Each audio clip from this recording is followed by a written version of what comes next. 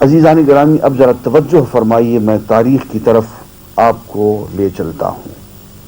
آپ سمجھتے ہیں کہ یہ جو واقعات ہوئے غزوہ بدر، غزوہ احد، غزوہ احزاب کے، یہ واقعات جنگی نوعیت کے واقعات مال و اسباب سے لڑے گئے؟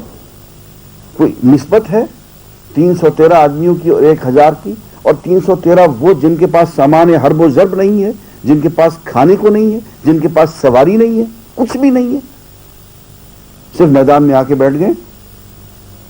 اور وہ جو لڑنے کو آئے ہیں وہ پہلے دن سے فتح کا جشن مناتے ہوئے آ رہے ہیں۔ ان کے ہاں ناچنے کو اور فتح کا جشن منانے کو ایک سے ایک فنکارہ موجود ہے، اور وہ اگر 10-12 دن میں پہنچے ہیں تو 10-12 جشن انہوں نے پہلے سے ہی فتح کے اور کامیابی کے منا لیے ہیں۔ وہ اس ٹھاٹ سے آج چلے آ رہے ہیں۔ اور پھر یہی غزوہ بدر، آپ سمجھتے ہیں کہ مسلمانوں کی ہمت سے لڑا گیا؟ اللہ تعالیٰ کہتے ہیں کہ وَلَمْ تَقْتُلُوهُمْ وَلَٰكِنَّ اللَّهَ قَتَلَهُمْ، تم نے ان کو نہیں مارا ہے، اللہ نے ان کو مارا ہے، اللہ نے ان کے ساتھ جنگ کی ہے۔ وَمَا رَمَيْتَ إِذْ رَمَيْتَ وَلَٰكِنَّ اللَّهَ رَمَىٰ، اے نبی جب تم نے مٹھی وہ پھینکی تھی نا، وہ کنکریوں کی اور مٹی کی ان کی طرف، تم نے نہیں پھینکی تھی، وہ میں نے پھینکی تھی، اللہ نے پھینکی تھی۔ دیکھیں ایک تاریخی واقعہ، انسان حیران و ششدر رہ جاتا ہے۔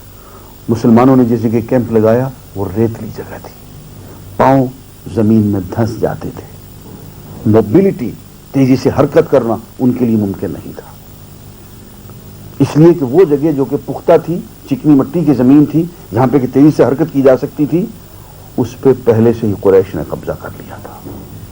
مجبوراً مسلمانوں کو، حضور اکرم صلی اللہ علیہ وسلم کو اور آپ کے لشکر کو ایسی جگہ پڑاؤ ڈالنا پڑا جہاں پہ کہ ریت ہی ریت تھی، یہ تیزی سے چل نہیں سکتے تھے، تیزی سے بھاگ دوڑ نہیں کر سکتے تھے۔ اب سب پریشان تھے کہ ان کی موبلٹی، ان کی تیز رفتاری کا ہم مقابلہ نہیں کر سکتے، وہ جو حملہ جس تیز رفتاری سے کریں گے ہم اس تیز رفتاری سے ان کا جواب نہیں دے سکیں گے۔ ایک پریشانی کی بات تھی۔ اب ادھر دیکھیے ہوتا کیا، اللہ تعالیٰ نے بارش برسا دی، ریت بیٹھ گئی، اس پہ چلنا پھرنا آسان ہو گیا، اور ادھر چکنی مٹی میں کیچڑ ہو گیا، ایک قدم چلتے تھے پھسل کے منہ کے بل گرتے تھے، ان کے لیے ہلنا، چلنا پھرنا، بھاگ دوڑ کرنا ناممکن ہو گیا، اور یہ شکست کے اسباب میں سے ایک بہت بڑا سبب بن گیا۔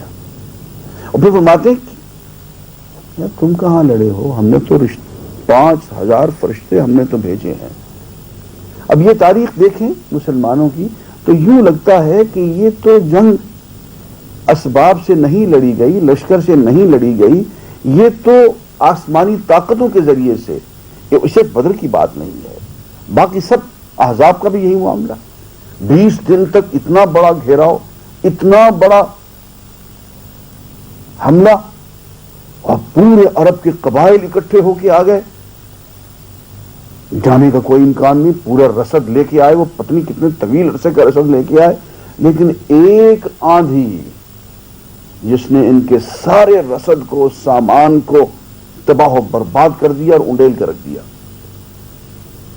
ان کی پکی پکائی دیگیں الٹ گئی، ان کا سامان، ان کا رسد اڑ گیا، بکھر گیا، اور اسی آندھی کے دوران انہیں فیصلہ کرنا پڑا کہ ہم جا رہے ہیں۔ اور جب انہوں نے کہا ہم جا رہے ہیں اور وہ چلے گئے تو حضور نے فرمایا یہ ان کا آخری حملہ تھا، اب اس کے بعد یہ کبھی نہیں آ سکیں گے، اب ہم جائیں گے، ہم ان پہ حملہ کریں گے۔ اب پھر ذرا تاریخ پہ غور فرمائیے کس طرح سے اللہ تعالیٰ نے آہستہ آہستہ ان کو ترقی دی، اور ان کے دین کے پھیلنے میں کس طرح سے بڑھوتری ہوتی چلی گئی۔ ہجرت کے وقت حضور اکرم صلی اللہ علیہ وسلم جب مکے سے مدینہ تشریف لائے ہیں تو کل مہاجرین کی تعداد، جس میں مرد، عورتیں، بوڑھے، بچے سب شامل ہیں، وہ 130 سے کم ہے، 130 سے کم ہے۔ 1.5 سال بعد غزوہ بدر ہوتا ہے تو ان کی تعداد مہاجرین انصار کی ملا کے کل تعداد، ساری طاقت اکٹھی کر کے 313 بن جاتے ہیں۔ اس کے 1 سوا سال بعد جب غزوہ احد ہوتا ہے 3 ہجری میں تو تعداد 700 ہو جاتی ہے. پھر غزوہ احزاب ہوتا ہے جس میں کہ تمام عرب کے قبائل اور قریش جن کی تعداد بعض روایت میں 10,000 ہے، بعض میں 15,000 تک ہے، 20,000 تک بھی بتایا گیا کہ وہ لشکر لے کے آئے. غزوہ احزاب میں مسلمانوں کی تعداد، لڑنے والوں کی تعداد محصور ہو کے 3,000 ہے اور 2,000 ہے. اور آگے چلیے، جب یہ لوگ حدیبیہ پہ پہنچتے ہیں تو 1,500 تعداد میں یہ لوگ وہاں جاتے ہیں عمرہ کرنے کے لیے. اور پھر آگے چل کے یہ جب عمرۃ القضاء کرتے ہیں، وہ عمرہ جو کہ حدیبیہ کے موقع پہ نہیں کر سکے بعد میں، اس وقت ان کی تعداد 2,000 ہے. اور صلح حدیبیہ کی دیر ہے کہ ان کو دنیا کے ساتھ امن کی حالت میں تبلیغ کا موقع ملا ہے. ایک 1.5-2 سال کے عرصے میں ہی، بمشکل 1.5 سال، ان کی تعداد شوٹ اپ کر جاتی ہے. اور فتح مکہ جب یہ کرتے ہیں تو 10,000 کی تعداد ہے. یہ 10,000 وہی عدد ہے جو توریت میں لکھا ہوا ہے کہ وہ فاران کی پہاڑوں پہ نمودار ہوگا. 10,000 پاکیزہ نفوس اس کے ساتھ ہوں گے. آتشی شریعت لے کے آئے گا، اللہ کے گھر کو پاک کرے گا، بتوں سے پاک کرے گا. توریت میں لکھا ہوا ہے. تو 10,000 کا لشکر لے کے مکہ مکرمہ پہنچ گئے. اس کے بعد غزوہ حنین ہوتا ہے تو 12,000 کی تعداد. اس کے بعد غزوہ تبوک ہوتا ہے تو 30,000 کی تعداد. اور اس کے بعد حج فرماتے ہیں تو 1,40,000 صحابہ حج میں موجود. اور جس وقت آپ وفات فرماتے ہیں تو 5 لاکھ جان نثار صحابہ ہیں جنہوں نے حضور کی زیارت کی ہوئی ہے اور جان سپاری پہ ہر وقت تیار ہے. اور پھر ذرا غور فرمائیں کہ کتنی تیزی سے یہ پورا علاقہ فتح ہوا ہے، کتنے میل روزانہ کے حساب سے فتح ہوا ہے. یہ میں نے حساب کیا ہوا تھا، چھوڑ آیا ہوں، پھر کسی دن بتاؤں گا. انسانیت کی تاریخ میں آج تک نہ حضور سے پہلے نہ حضور کے بعد کبھی ایسا نہیں ہوا ہے کہ اس تیز رفتاری سے علاقے خود بخود فتح ہو گئے ہوں. 8 سال کے عرصے میں اتنی بڑی فتوحات. اور پھر بلڈ لیس 83 معرکے ہوئے جن میں کچھ غزوات ہیں، کچھ سرایا ہیں. غزوات وہ جنگیں ہیں جس میں حضور خود بنفس نفیس شریک تھے، اور سرایا وہ ہیں جن میں کہ آپ خود شریک نہیں ہوئے، آپ نے مہم میں بھیجی. 83 ہیں یہ معرکے، جنگیں ہیں. اور جنگ کا تصور جب ہمارے ذہن میں آتا ہے تو کروڑوں مقتولین، ہر طرف خون بہا ہوا ہمارے تصور میں آتا ہے. جنگ عظیم اول کو دیکھیے، مقتولین کی تعداد کروڑوں میں ہے. جنگ عظیم دوم کو دیکھیے، مقتولین کی تعداد کروڑوں میں ہے. انقلاب روس کی بات کیجئے جو 1917 میں ہوا، مقتولین کی تعداد اس انقلاب کے نتیجے میں کروڑوں میں ہے. اور جناب والا یہ 83 جنگیں ہوئی ہیں. ان 83 جنگوں میں مقتولین کی تعداد، کیجولٹیز دونوں طرف سے 536 ہیں اور ان کے نام تک ریکارڈڈ ہیں.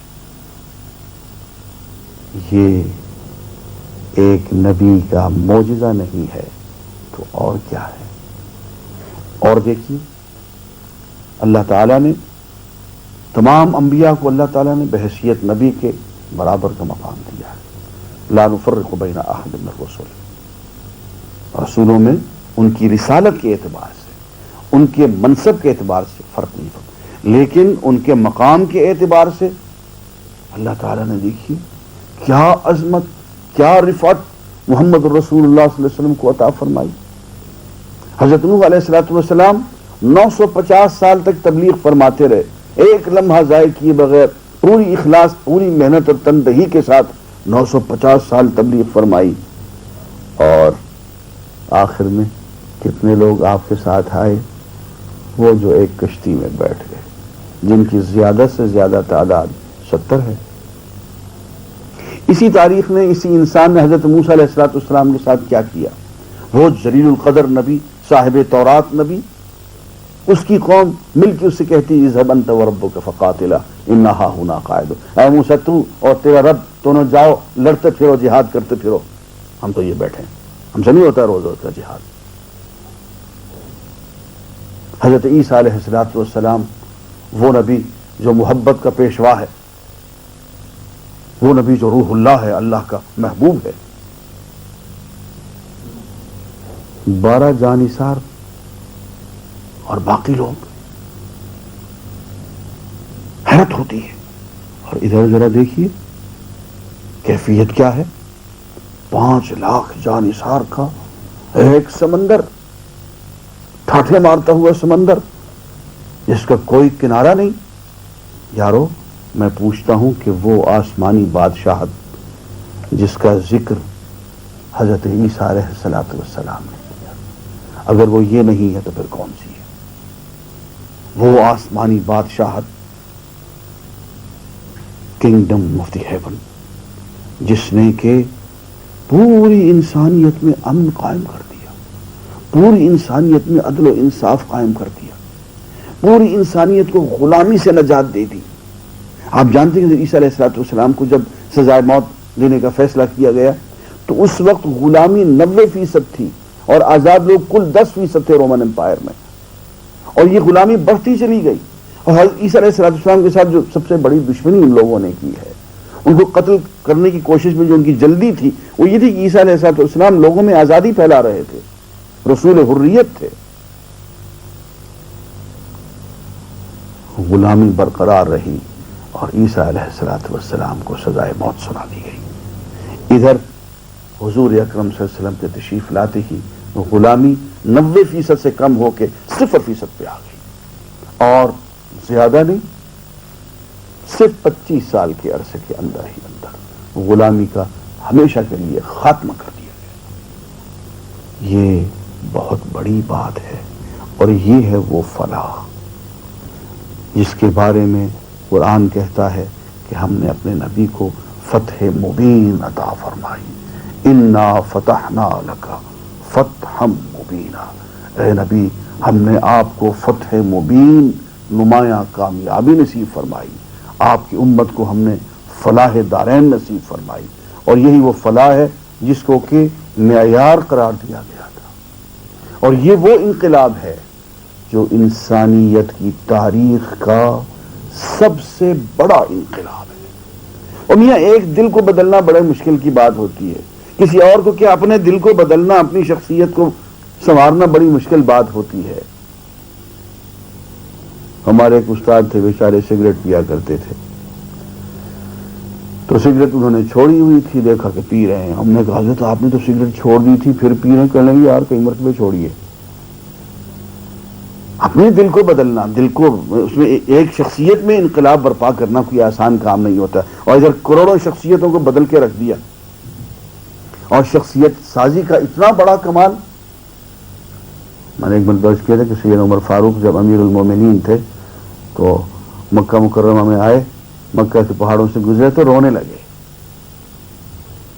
پوچھا گیا کہ امیر المومنین رو کس بات پہ؟ کہنے لگے وہی پہاڑ ہیں جہاں میں اونٹ چرایا کرتا تھا اور اونٹ میرے قابو سے نکل جایا کرتے تھے، کوئی ادھر بھاگ جاتا تھا کوئی ادھر بھاگ جاتا تھا، اور میرا والد مجھ سے سختگیری کرتا تھا، مارتا تھا کہ عمر تم کبھی اچھے چرواہے نہیں بن سکو گے. اب ان کا کیریئر یہی تھا کہ چرواہے بن جائیں، کیوں کوئی کیریئر ہی نظر نہیں آتا تھا کہ میں اونٹوں کو چرانے کے قابل نہیں ہوں تو میں کیا کر سکتا ہوں.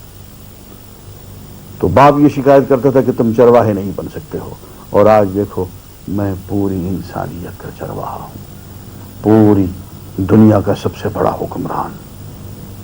عزیزان گرامی، یہ ہے وہ شخصیت سازی، اور یہ ہے وہ انقلاب جس سے بڑا انقلاب انسانیت کی تاریخ میں ہمیں نظر نہیں آتا. صلی اللہ علیہ وآلہ وسلم. وآخر دعوانا الحمدللہ رب العالمین.